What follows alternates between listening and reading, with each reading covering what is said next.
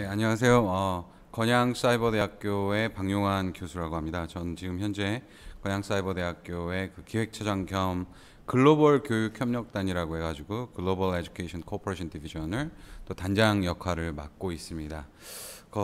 오늘 제 주제 자체가 효과적 온라인 강의 개발 및 제작이라고 해서 사실은 교육공학 전문가분들이 사실은 좀 더 저보다는 나은 설명을 해주실 수 있겠지만, 또 저희가 또 진행하는 이 글로벌 연수 사업이 또 개발협력 분야다 보니 이제 개발협력 사업을 통해 가지고 그동안 이제 간단하게 제 수업 전에 설명을 드리면 한 13년부터 제가 한 캄보디아에서 이런 대학 역량 강화 사업, 그다음에 월드뱅크 사업, 그다음에 유니세프랑 여러 가지 그 개발협력 사업을 통해 가지고 교육 관련된 사업들이었는데요. 컨설턴트로, 그다음에 파견 교수로 있다가 이번에 이제 사이버 대학교로 이제 들어오게 됐습니다. 그래서 지금 또 코비드 19 이후에 상당히 이제 사이버 대학들이 이런 그 온라인 플랫폼을 활용하고 있기 때문에 많은 그 연수 기관들이라든가 교육기관들, 그리고 대학들이 많은 문의가 들어오곤 있어요.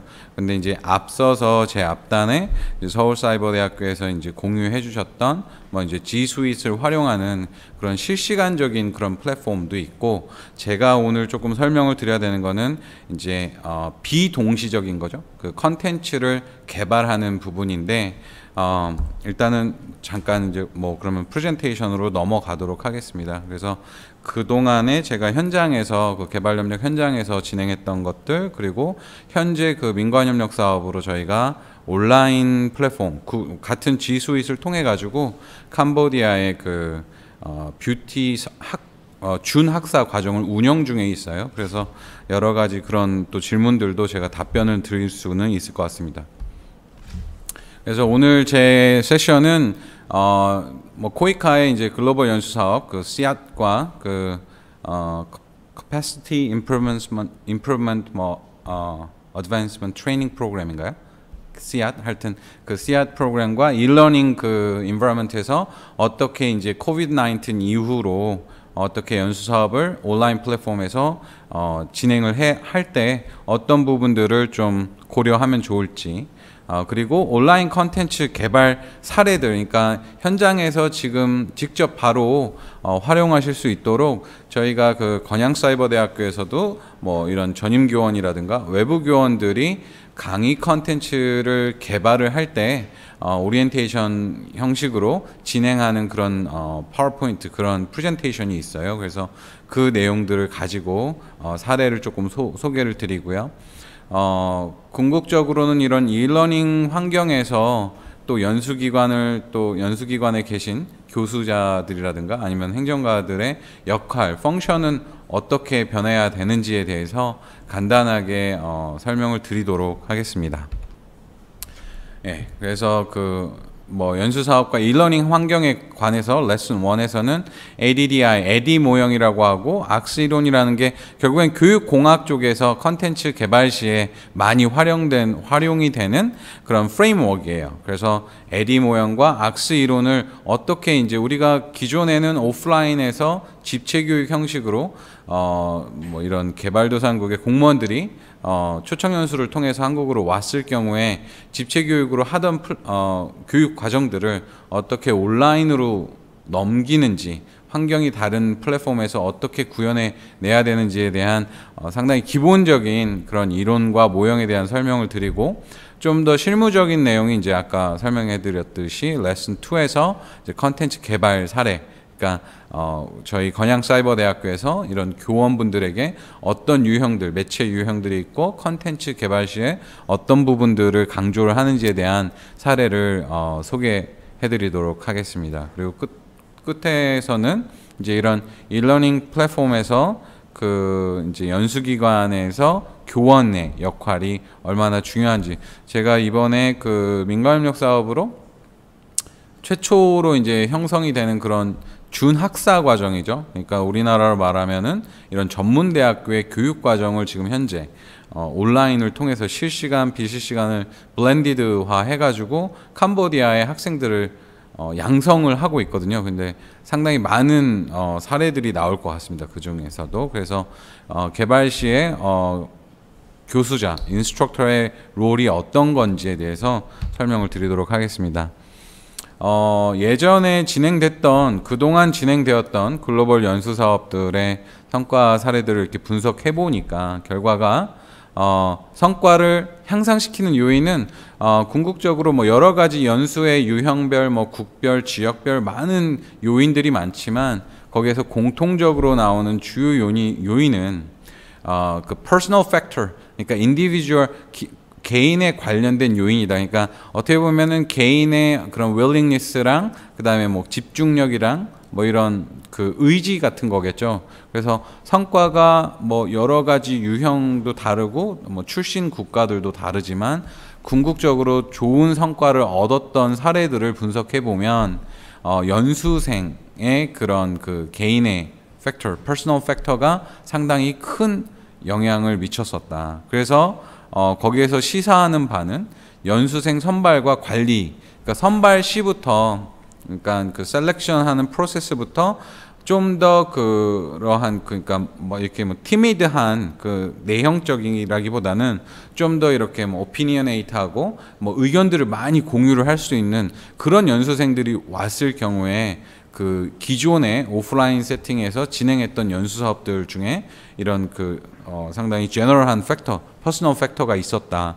그리고 수원국의 상황을 고려한 맞춤형 교육 설계와 제도적 지원, 그 다음에 액션 플랜 수립 등이 주요 요인이다. 그러니까 수원국이 다양한 수원국들이 올 경우와 그 다음에 뭐 하나의 국가에서 왔을 때 뭐 여러 가지 그 티칭 메소돌로지가 다양할 수는 있을 것 같아요. 그러니까 니즈 자체가 상당히 다양하기 때문에. 하지만 그 설계부터, 그러니까 연수기관의 교육 설계, 뭐 역량 강화, 액션 플랜 이행, 사후 관리 등이 요구된다라는 시사점이 나온 내용은 무엇이냐면은 결국에는 이러닝 환경하고도 비슷합니다. 지금 이게 그 판서형이 아니어서 제가 설명 못 드리겠지만 그 ADDI 모형이 이제 우측 상단에 있는데요. 그러니까 결국에는 애널리시스를 하고 그 다음에 디자인을 하고 그 다음 디벨로핑을 하고 임플리멘테이션과 이밸류에이션, 이 환류 시스템인데요. AD 모형이라는 게, 그러니까 모든 컨텐츠를 개발을 함에 있어서 애널리시스를 뭐 당연히 들어가야 될 것 같아요. 그래서 예전에 오프라인 환경에서 그 글로벌 연수 사업을 할 경우에 수원국 상황, 그 환경 분석이라고 하죠. 저희 개발협력 분야에서 그 환경 분석을 통해 가지고 그 수원국들이 처해 있는, 그리고 그 인디비주얼, 그 연수생들이 오는 기관의 성향, 그다음에 기관의 뭐 문화, 이런 것도 어떻게 보면은 정말 훌륭한 연수 사업이 디자인 되려면 그런 것까지 사실은 녹여져야 되겠죠. 그래서 그런 것들이 지난 예전에 그 성과 사례 분석의 결과에서 공통적으로 나왔던 것들이고, 저해 요인으로는 뭐 이제 그 수원국 상황에 이제 성과를 결정하는 핵심 요소들이 이제 반영이 안 됐다라던가, 그러니까 기존의 국내에서 이제 타겟 그룹이 다를 수 있죠. 그런 연수생들이 아닌데 어떤 교육 과정이 이미 디벨롭 되어 있고 그 교육 과정을 연수생들은 와서 이제 듣게 되는 케이스일 경우에는 성과가 저해된다라는 요인이 나왔던 것 같아요. 분석 결과가. 그 말인즉 그래서 이제 시사하는 바가 수원국의 상황을 반영한 교육 설계와 현지 사무소를 중심으로 사전 기획, 뭐 사후 관리를 해야 된다라는데, 그게 결국에는 일러닝 환경에서도 같다라는 말씀입니다. 애널리시스 단계에서, 분석 단계에서 이제 연수 기관에서 지금 계신 여러분들이 분석이 필요하겠죠. 그리고 컨텐츠라는 게 한번 개발이 되면은 뭐 정말 뭐 계속해서 overuse 할 수 있긴 한데, 그 knowledge 레벨에 따라서 어떠한 교수법을 적용을 하느냐가 또 다를 수가 있을 것 같아요. 그래서 우리가 근데 이제 가장 기초적인 거는 환경 분석과 그 다음에 이제 오게 되는 연수생들의 니즈 분석, 그 다음에 그 니즈를 통해서 그 디자인되는, 설계가 되는 이러한 시스템, 그 스텝을 밟아야 되고, 그래서 그런 성과 저해 요인들을 사전에 막는 부분을 저희가 제일 첫 단계의 애널리시스 단계에서 디자인을 한다. 그래서 결국에는 이런 대부분의 오프라인 환경에서 수행해 왔던 연수 사업의 그런 교육 프로그램들이나 이런 일러닝 환경에서 우리가 새롭게 컨텐츠를 개발을 할 때 밟게 되는 절차들, 단계들은 사실상 비슷합니다. 그러니까 명칭이 이제 ADDIE라고 해가지고 있지만 뭐 웬만한 그런 개발 협력 사업이나 아니면 교육 과정을 디자인할 때는 거의 비슷한 스텝들을 밟는다고 생각을 할 것 같아요. 네. 그리고 나서 이러한 모형을 적용을 해가지고 악스라는 동계 설계 이론이 있는데요. 켈러라는 교육공학에서 교육공학 분야에서 상당히 이제 저명하신 학자인데, 그러니까 디자인을 할 때 컨텐츠를 디자인을 할 때 처음 단계부터 우리가 컨텐츠 설계 시에 고려를 해야 되는 4가지 요소가 있다라고 하는 거예요. 그래서 관련성, 그러니까 attentive, 주의를 집중시킬 수 있는 거, 그 다음에 relevance, 그런 관련성이 있어야 되고, 그 다음에 만족감, 그리고 자신감을 주는 이러한 요소들이 분석과 이제 설계 그 중간에서 설계 시에 악스의 이론을 기반을 해가지고 사실은 컨텐츠를 설계하는 사람들이 많이 활용을 합니다. 그래서 상당히 좀 설명이 길었는데 앞단에서 일단은 이게 이제 기본적인 프레임이고요. 그 다음에 제가 그다음부터 지금부터 설명드리는 것들이 어떻게 보면 실무 환경에서 바로바로 활용이 가능한 템플릿들이라고도 생각을 할 수 있을 것 같아요. 제가 지금 생각해 보기를 좀 넣어놨는데 이 부분은 일단 스킵하고 빨리 패스를 해야 될 것 같습니다. 그래서 여러분들이 이제 고민을 하실 거는 아까 그런 여러 가지 정책 연구 보고서를 보면 성과 촉진 요인을 온라인상에서 어떻게 구현을 할지, 개인의 요인들이 이제 컨텐츠 개발 시에는 어떠한 요인으로 변화가 되는지, 그러니까 올 때는 연수생의 그 퍼스널 팩터가 상당히 중요한 성과 촉진 요인이었다면 컨텐츠를 개발을 했을 때는 이게 연수생인지 아니면 교수자가 저러한 그 팩터, 정말 중요한 그러한 베리언스로 이렇게 턴아웃 될 수 있는지, 결과 도출이 될 수 있는지를 한번 고민을 해주셨으면 좋겠고요. 그 다음에 온라인 컨텐츠 교수 설계 모형과 동기유발 설계 전략은 사실 이러한 내용은 좀 더 잘 많이 나와 있는 것 같아요. 찾아보시면. 그래서 지금 넘어가도록 하겠습니다. 그래서 지금 뭐 대부분 오프라인 세팅에서는 이러한 스튜디오를 갖고 있지 않은 케이스들도 많이 있을 것 같아요. 그래서 관양사이버대학교 같은 경우에는 총 한 4개 정도의 유형의 스튜디오들이 있어요. 그래서 제일 왼쪽에 보시는 게 태블릿, 그 다음에 두 번째가 태블릿과 이제 그 전자칠판 형식. 그래서 큰 전자칠판을 활용해가지고 판서도 되고, 태블릿도 사실은 교수자가 앉아가지고 그 위에 그 컨텐츠 위에 설명을 하면서 컨텐츠를 개발할 수가 있죠. 그리고 저희가 또 가지고 있는 게 블랙 스튜디오랑 대담형 스튜디오라고 해가지고 전문가들을 초청을 해가지고 어떻게 보면 이런 뉴스 같은 유형이 되겠죠. 그래서 연수 사업에서도 전문가분들을 초청을 해가지고 같이 컨텐츠를 개발을 하실 수 있는 저러한 유형들의 스튜디오를 구축을 하고 있는지 없는지에 따라서 이제 좀 여러 가지 다른 점들이 나올 것 같아요.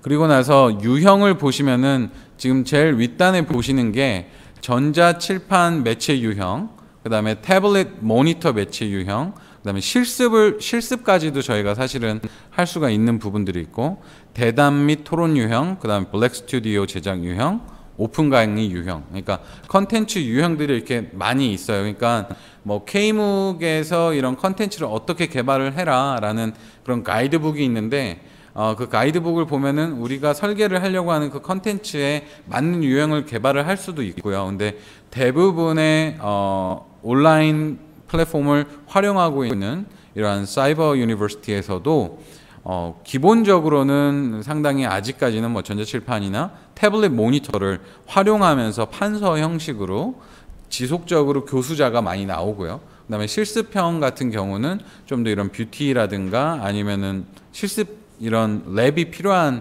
시스템이 구축이 되었을 경우에 실습까지도 이제 컨텐츠가 개발이 될 수가 있다. 그리고 대담 및 토론 유형은 사실 어떻게 보면 연수 사업에 좀 더 어댑티브한 것 같아요. 왜냐하면 꼭 굳이 이런 베이직 knowledge뿐만 아니라 여러 가지 케이스들을 그 연수생들한테 소개를 할 때는 전문가들을 초청을 해가지고 대담 형식으로도 갈 수가 있고, 블랙 스튜디오라는 거는 좀 더 이런 상호작용을 높이는 거, 그 다음에 어텐션을 좀 연수생들이나 학습자들의 어텐션을 이끌어낼 수 있기에 상당히 좋거든요. 그러니까 거의 칠판이 전면부에 있다라고 보시면 되는데, 저런 그 설비를 지금 이번에 하반기에 온라인으로 수행해야 되는 연수 기관들이 가지고 있는지는 뭐 이제 여부에 따라서 유형들이 좀 매체들이 개발되지 않을까 싶습니다. 그리고 오픈 강의 유형 같은 경우에는 또 같은 내용인데, 저희가 저렇게 큰 그 화이트보드와 그 다음에 그 안에 큰 전자칠판을 구축을 해놓고서 저기를 오픈 강의, 오픈 렉처 홀 유형으로 지금 활용을 하고 있거든요. 가장 현재 오프라인에서 연수 사업을 수행해 오던 기관들에게는 좀 더 많이 활용될 수 있는 거는 전자칠판이나 좀 예산이 있다면, 아니면 태블릿 모니터 매체 유형 정도, 그 다음에 대담 및 토론 유형이 상당히 많이 그래도 제너럴하게 좀 더 활용되지 않을까 싶습니다.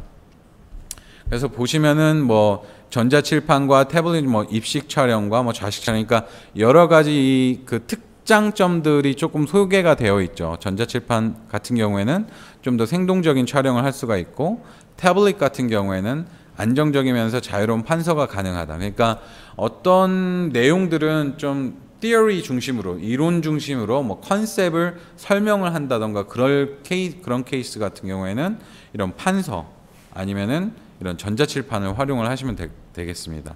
그리고 대담형이나 이런 블랙 스튜디오 같은 경우에는 제작 방식이 다르기 때문에 그 연수기관들이 이런 부분은, 근데 이제 그러한 세팅이 안 되어 있을 수도 있기 때문에 블랙 스튜디오 같은 경우에는 대담형은 좀 더 초청하시는 전문가분들과 사전에 미리 이제 어떠한 시나리오로 진행을 하겠다. 그러니까 대담형은 뒤에 이제 그 백사이드에는 어느 정도의 컨텐츠는 담고 있겠지만, 주로 이제 이런 컨버세이션과 커뮤니케이션을 통해 가지고 연수생들에게 무언가를 전달해 주고자 할 때 대담형이 많이 활용이 될 수 있습니다. 이제 실습형 같은 경우에는 저희가 현재 아까 설명했던 그러한 그 사업을 통해 가지고 이런 뷰티 학과를 신설을 했는데, 실습형은 사실은 연수 사업에서는 농수산 분야나 뭐 환경 기술 분야에서 만약에 랩 같은 게 있다면 뭐 활용할 수 있겠지만, 굳이 랩을 구성하는 데까지는 힘이 들지 않을까 싶습니다. 그다음에 이제 제가 레슨 3로 지금 준비해 놓은 게 이제 여러 가지 이런 유형이 있고, 그다음에 강의 교환을 어떻게 디자인하느냐인데요.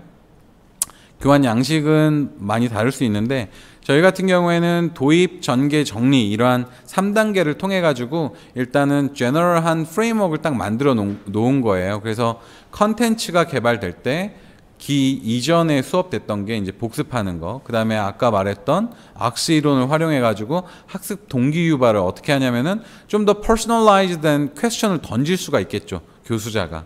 그리고 들어가면서는 뭐 관련된 relevant한 뭐 뉴스 타이틀이라든가 뉴스 아티클이라든가 아니면 짧은 영상 같은 것도 같이 인베디드 시킬 수가 있어요. 그리고 나서는 전개가 이제 본 학습, 그다음에 학생들이 좀 더 생각해 보는 거. 전개와 정리는 사실은 좀 더 짧게, 그러니까 전개 이후에 정리는 좀 짧게 갈 수가 있고, 아마도 이따가 그 질문 들어온 것 중에 하나가 있는데, 한 개 영상당 적당한 강의 시간이 몇 분이냐고 얘기가 나온 것들이 있어요. 근데 요즘에는 추세가 그러니까 사이버대학교도 25분, 30분 내외로 구성을 하긴 하지만 15분에서 20분으로 한 3강 정도, 1주차의 강의를 3강 정도 형식으로 구성을 해서도 진행을 하는 것들도 있습니다.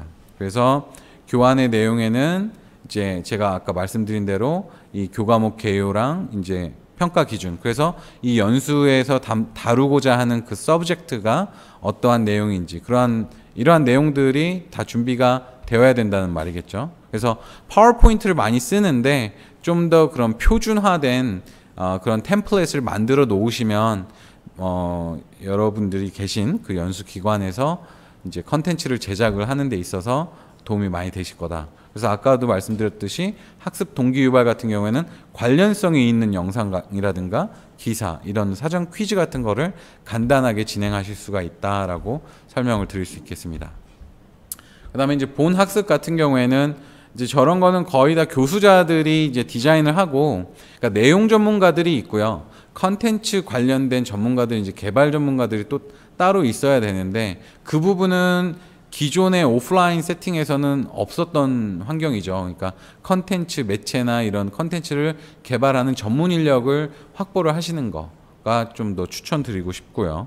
그 다음에 subject matter expert라고 해가지고 내용 전문가분들은 이제 교수자가 담당을 해야 되는 거겠죠. 그래서 좀 더 이런 좀 실질적이고 여러분들이 딱 보셨을 때 어떠한 틀로, 사이버 유니버시티에서는 어떠한 틀로 이런 식으로 교환을 구성을 하는지를 좀 보여드리고자 제가 준비를 해 놓았던 내용이고요.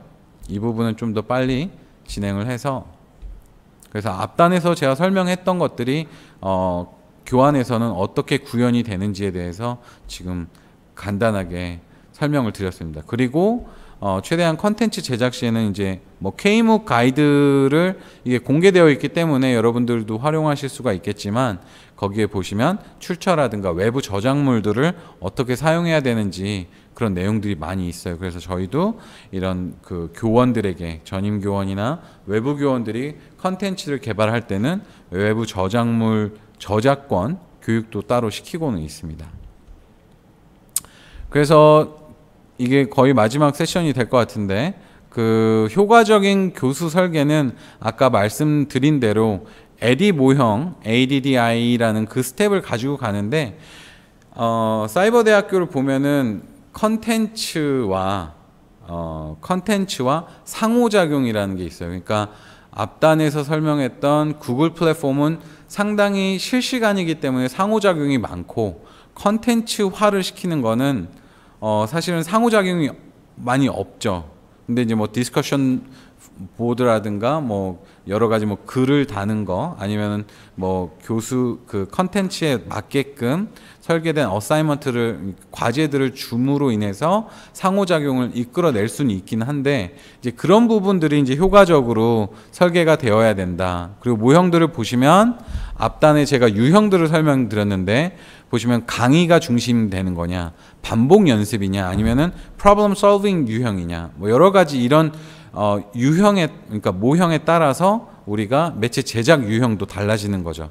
근데 대부분은 제가 봤을 때는 강의 중심이나 주로 뭐 학습자 참여 아니면 토의 토론 정도는 우리가 온라인을 통해서 기존의 연수 사업을 시행해 왔던 기관들도 적용이 가능할 거라고 생각을 합니다. 그리고 이거는 기본적인 건데, 컨텐츠 개발 과정에서 고려하는 사항은 이제 ADDIE 그 내용을 한글화 해놓은 내용이니까요. 저 부분을 여러분들이 한번 보시면 도움이 되겠습니다. 그래서 기획 단계에서는 학습자, 교수자, 그 다음에 설계 단계에서는 내용을 어떤 형식으로 조직화를 할 건지, 그리고 제가 아까 보여드렸던 교환의 예시들을 참고를 하셔가지고 구성을 하시면 되고, 그 다음에 개발 촬영 시에는 시나리오도 준비하는 케이스들도 있고, 아니면은 촬영을 이후에 다시 리뷰를 한 다음에 다시 리디자인을 적용시키는 케이스들도 있다라고 제가 설명을 드리고 싶습니다. 그래서 끝으로 이제 저희 그 글로벌 연수 사업 씨앗에서 온라인 컨텐츠 교수자에게 요구되는 역량이 무엇이냐, 그러니까 내용 전문가로서의 역할과 퍼실리테이터로서의 역할을 제가 지금 실행하고 있는 민협 사업을 보면서, 이게 실습 관련 과목을 캄보디아 학생들을 대상으로 실시간으로 진행을 하는데, 뭐 여러 가지 교수 모형들을 제가 사실은 적용을 했죠. 블렌디드 형식으로 뭐 오프라인과 온라인 컨텐츠를 활용을 하는 믹스드된 블렌디드 모델인데, 결국에는 지금 흐름은 사실은 여러분들이 디자인을 해야 되는 이런 연수 사업도 결국에는 이런 컨텐츠 기반과, 그 다음에 아까 앞단에서 사이버 대학교가 설명을 해줬던 그런 구글 플랫폼 G 스윗을 활용한 상호작용이 같이 블렌디드 되어야 사실은 좀 더 기대했던 학습 성과라든가 학습 효과를 낼 수가 있을 거라고 저는 생각을 하고요. 무엇보다 중요한 게 기존의 오프라인 연수 사업 시에 그 가장 중요했던 인플루언셜했던 팩터가 개인의 요인이었잖아요. 연수생의 의지라든가. 근데 저도 보면은 아무리 뭐 정말 훌륭하게 디자인된 모형과 유형을 다 맞춰 놓아도 그 교수님의 열정이 있느냐 없느냐에 따라서 결국은 다 바뀌는 것 같아요. K묵도 여러분들이 뭐 많이 보시겠지만 교수자가 얼마만큼 열정이 있고 끌어내거든요. 그 학습자들, 그러니까 연수생들의 어텐션을 끌어내고 결국에는 이 모형대로 가긴 하겠지만 그 교수자가 정말 제가 봤을 땐 컨텐츠 개발을 할 때는 더욱더 많은 비중을 차지하게 된다. 그래서 뭐 예전 오프라인 때는 연수생 선발 단계부터 좀 더 이런 의지 있는 연수생을 선발했다면 이제 컨텐츠를 개발 시에는 좀 더 이런 열정적인 교수자들과 함께 컨텐츠 개발을 하는 게 결국에는 가장 rule of thumb인 것 같습니다. 예, 그래서 이런 그 온라인 컨텐츠와 환경에서 좋은 컨텐츠는 뭐 여러 가지 모형과 유형과 뭐 이런 그 교환 템플릿을 활용하겠지만 결국에는 교수자의 역할에 따라서 상당히 많은 효과가 성과가 좌지우지되지 않을까 싶습니다. 예. 그리고 뭐 브로그로는 뭐 예전 그 성과 사례 분석 연구를 넣어놨고요. 예. 이것으로 제 세션은 마치도록 하고 그 전에 들어왔던 Q&A에 대한 그 질의응답을 갖도록 하겠습니다.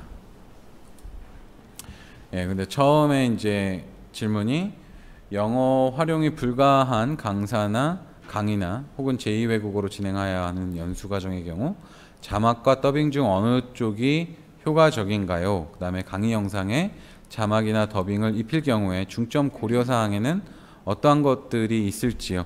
저희도 사실은 기존에 개발되었던 컨텐츠를 활용을 해서 더빙을 했습니다. 더빙을 해가지고, 그러니까 저희는 지금 연수기관은 아니지만 제가 아까 말씀드렸던 민협 사업에서 캄보디아 학생들을 대상으로 이제 이런 실습, 미용 실습 교과목을 강의를 하고 있는데 더빙을 한 이유는 학습자들의 레벨 오브 잉글리시라든가 학습자들의 그런 그 나라의 특성에 따라서 자막을 그렇게 잘 읽질 않아요. 크메러로 되어 있을 경우에도.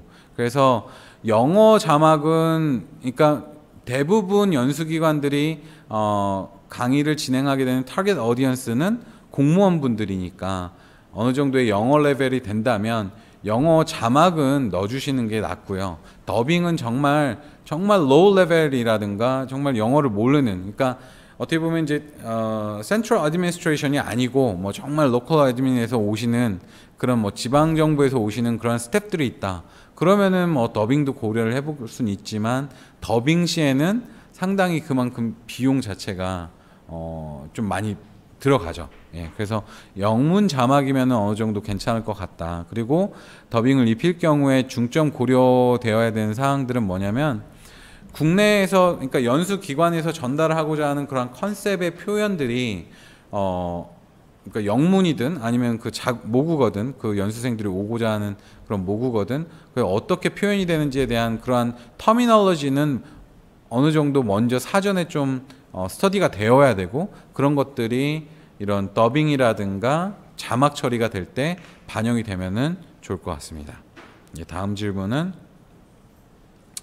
강의안 자막 음성 등 전달해야 되는 정보가 많은 경우에 강사의 모습을 화면에 배치하는 것이 꼭 필요한지 문의를 드립니다. 강사의 모습을 화면에 배치하는 것과 배치하지 않을 때 장단점에 대해서 궁금하다고 하셨는데 제 생각에는 예전에, 그러니까 사이버대학교 초창기 시절에는 저런 뭐 플래시라든가 애니메이션을 통해 가지고 그 컨텐츠를 개발을 했었어요. 근데 최근에 뭐 요 근래에 개발되는 모든 컨텐츠들은 강사의 모습이 이제 화면 속에 배치되는 내용들이 많아요. 그러니까 이런 온라인 원격 대학들이 개발하는 컨텐츠들은 이제 왜냐하면은 결국에는 학습자와 눈 맞춤, 그러니까 상호작용이라는 게 온라인 환경이긴 하지만 학습자도 교수자가 지속적으로 강의를 하고 있다라는 그런 아이 컨택트가 필요하거든요.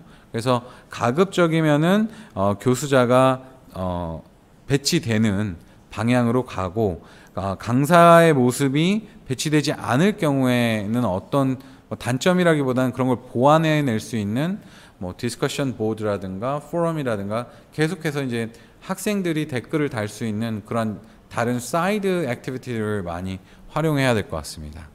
예, 여기까지 하여튼 뭐 저한테 주어진 시간은 활용을 해가지고 전달을 드렸는데 뭐 어떻게 보면 상당히 추상적인 개념부터 그 다음에 현장 실무에서 바로 적용이 가능한 예시 그리고 뭐 여러분들이 질문해 주신 그런 Q&A 세션까지 마무리되었는데 아무쪼록 도움이 조금 되길 바라고요. 뭐 궁금하신 부분이 있으면 언제든지 제 퍼스널 메일로도 연락 주시면 고맙겠습니다. 예, 감사합니다.